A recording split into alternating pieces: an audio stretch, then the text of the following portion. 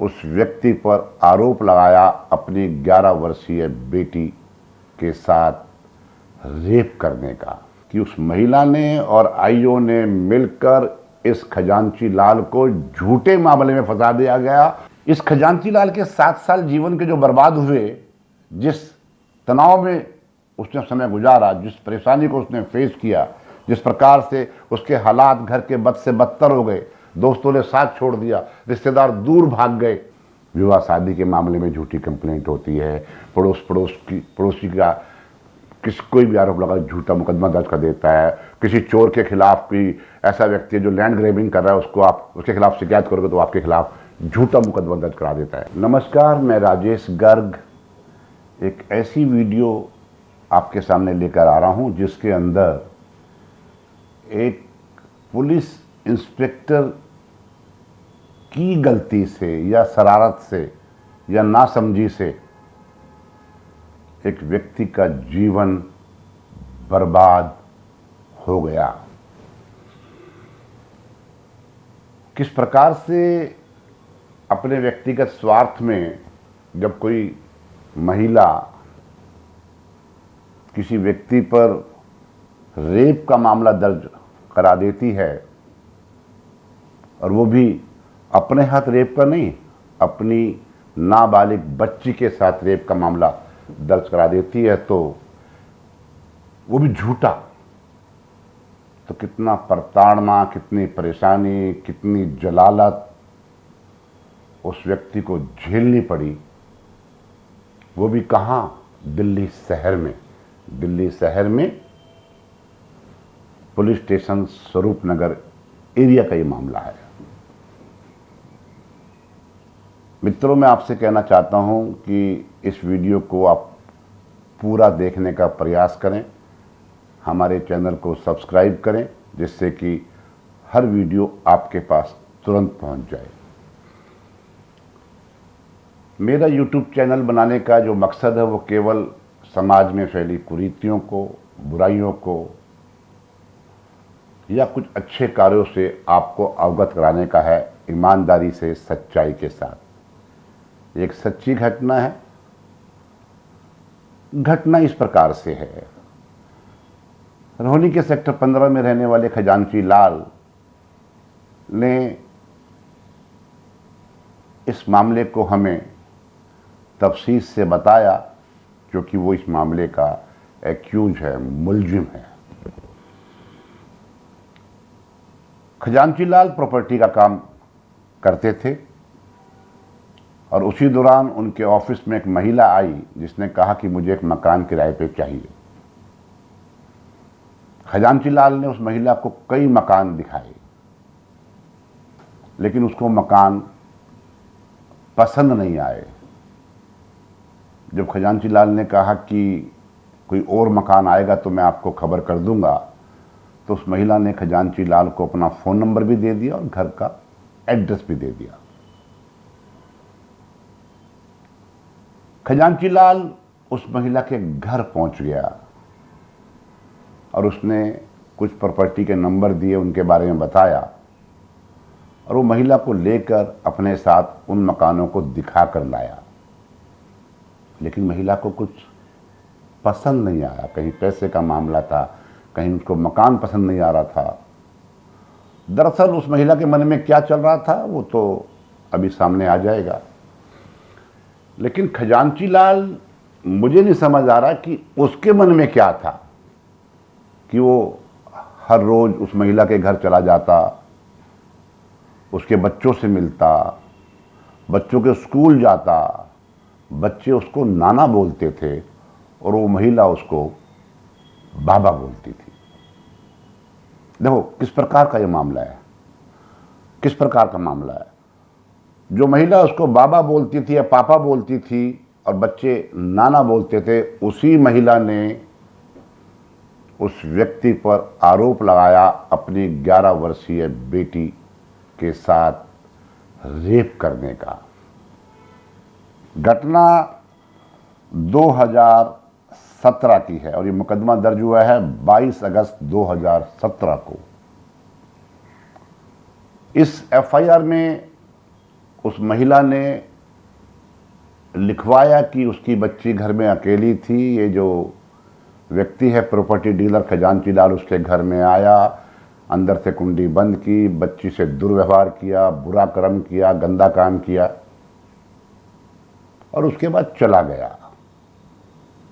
लेकिन रिपोर्ट तुरंत नहीं लिखवाई गई, रिपोर्ट उसके करीब 10 दिन बाद लिखवाई गई। थाना पड़ता है स्वरूपनगर। स्वरूपनगर की उस समय जो एसआई थी जिसका नाम है विनीता प्रसाद, जो कि सब इंस्पेक्टर थी और बाद में वो केस चलते चलते इंस्पेक्टर हो गई, उसको इस केस की जिम्मेवारी सौंपी गई कि वो इन्वेस्टिगेट करे। विनीता प्रसाद उस बच्ची को लेकर बाबू जगजीवन राम हॉस्पिटल गई, जो कि जहांगीरपुरी दिल्ली में ही है। और वहां से जो एमएलसी मिली, उस एमएलसी के आधार पर उस व्यक्ति के खिलाफ चार्जशीट फ्रेम की गई और उस व्यक्ति को अरेस्ट किया गया और कोर्ट ने उसको जेल भेज दिया।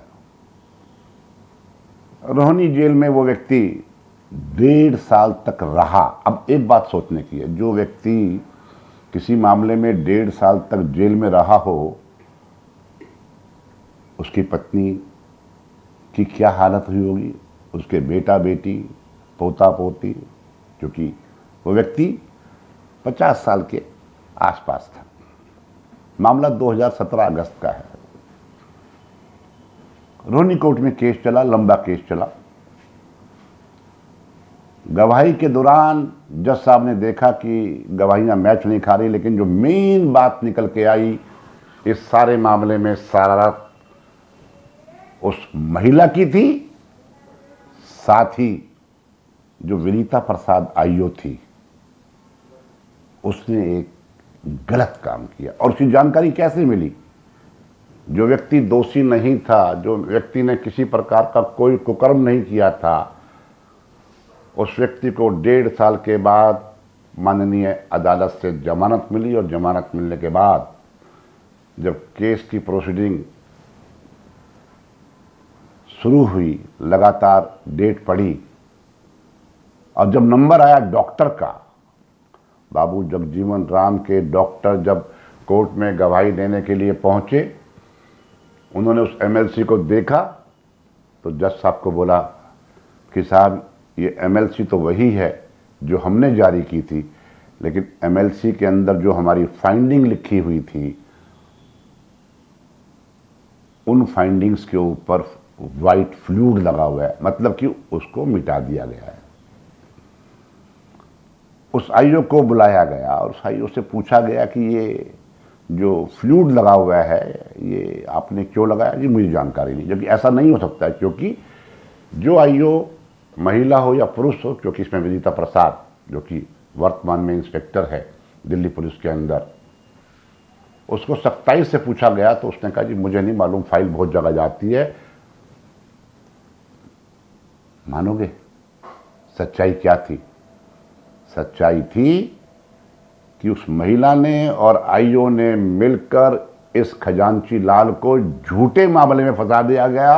और मामला क्या था? मामला था 506 इंटिमिडेशन, 376 रेप और पॉक्सो की सेक्शन 6। अब पॉक्सो क्या होता है बता देता हूं। Prevention of children from sexual act, जो कि 2012 में गवर्नमेंट ऑफ इंडिया ने बनाया था कि बच्चों पर जो जायज़ती होती थी उसमें सख्त सजा दी जाए। और इस पॉक्सो एक्ट के तहत 20 साल की सजा का प्रावधान है। खैर मैं बात दोबारा उसी बात पर आता हूं कि जज साहब ने देखा कि डॉक्टर साहब जो कह रहे हैं, और उन्हें ध्यान से देखा तो एमएलसी में वास्तव में फ्लूइड लगी हुई थी। डॉक्टर साहब से हॉस्पिटल में मौजूद रिकॉर्ड के अंदर जो एमएलसी थी वो मंगवाई गई। उस एमएलसी में लिखा था डॉक्टर साहब ने कि किसी प्रकार का रेप नहीं हुआ, ऐसी कोई घटना नहीं घटी। मेडिकल एग्जामिनेशन के बाद किसके? 11 वर्षीय बच्ची के। अब सोचने की बात है, आप वीडियो देख रहे हैं और मैं वीडियो बना रहा हूं और इस बात को रख रहा हूं जो कि एक एक शब्द मेरा सच्चा है। जिस व्यक्ति का परिवार छिन भिन हो गया, कमाई के सारे साधन बंद हो गए, लाखों रुपए उसके बर्बाद हुए, समाज में बेइज्जती जो हुई वो अलग, लेकिन विनीता प्रसाद की गलती नहीं है, खुराफात। अभी पुलिस वाले खुराफात क्यों करते हैं आप समझ सकते हैं, मामला सारा समझ सकते हैं ना। उस महिला का भी मामला यही था, बाबा बाबा पापा पापा बोलती थी, बच्चों से नाना नाना बुलवाती थी, लेकिन उस महिला का मकसद था खजांची लाल को लूटना। जब जज साहब ने खजांची लाल से पूछा कि ये मामला क्या है, जब उसने बताया तो जज साहब भौचक के रह गए, क्योंकि रेप जैसी कोई घटना घटी ही नहीं थी और एक ये व्यक्ति अधेड़ उम्र का 1.5 साल तक जेल काटता रहा और अभी भी कोर्ट के चक्कर लगातार उसने लगाए, क्योंकि मामला 2024 में अभी हाल में ही आया, जिसकी कॉपी मेरे पास है, आप देख सकते हैं। सोचने का विषय ये है, कुछ बातें मैं आपके ऊपर डालूंगा कि आप कमेंट करना।